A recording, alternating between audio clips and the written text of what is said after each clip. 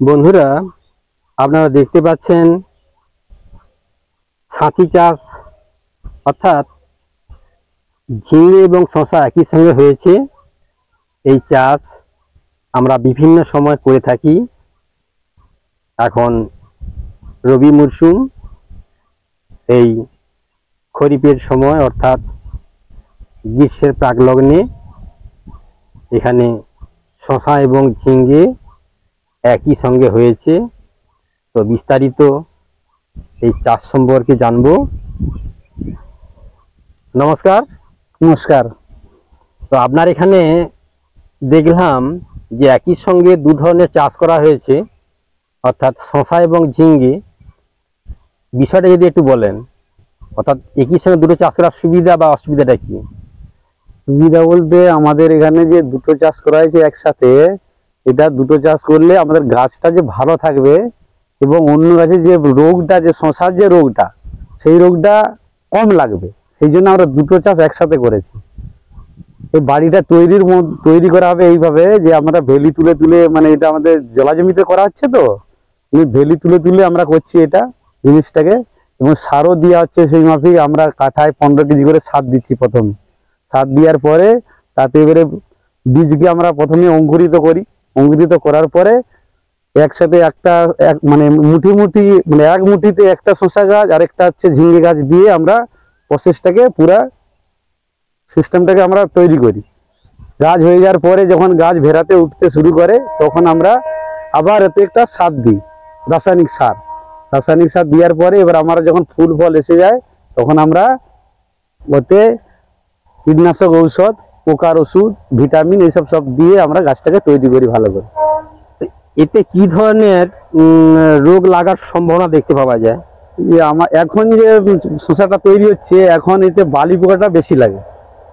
বালি পোকা বলতে কি বোঝানো হয়, বা এই পোকা লাগলে গাছের কি ধরনের সমস্যা? এই পোকা লাগলে গাছের কি হয়, পাতা কুঁকড়ি যায় আর লাল হয়ে যায়।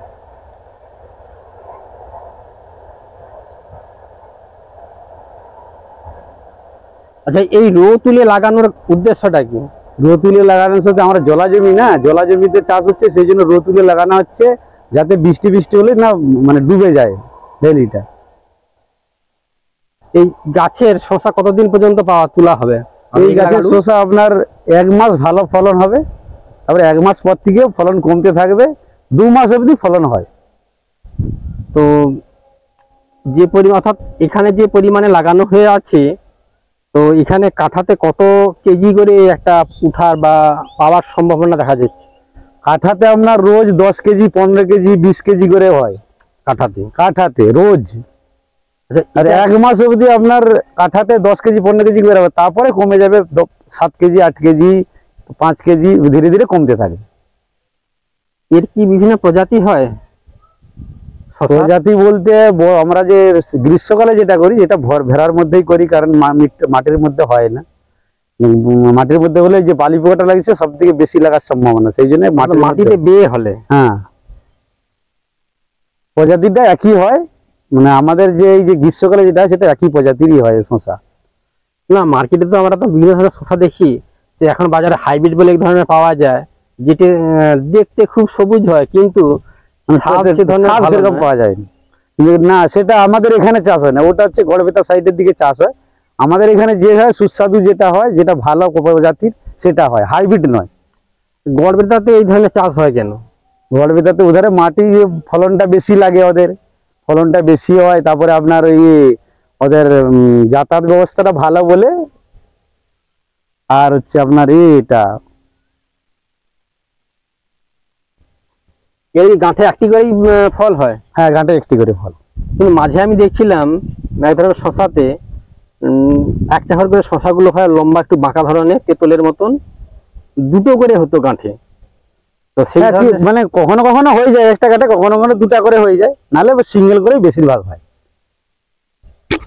তো এবছর এই সময় শসার তো মোটামুটি রেট ভালোই আছে। হ্যাঁ, মোটামুটি ভালোই আছে, 20 থেকে 40। তো এই জায়গাতে কি পরিমাণ ফসল বিক্রির সম্ভাবনা রয়েছে?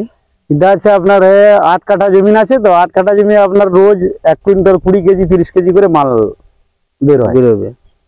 তাতে কি পরিমাণ খরচা হতে পারে? খরচা আপনার ওখানে পড়ে যাবে, আপনি যদি এই 8 কাঠা জমি আপনার খরচা পড়ে গেছে 10,000 টাকা খরচা পড়ে গেছে।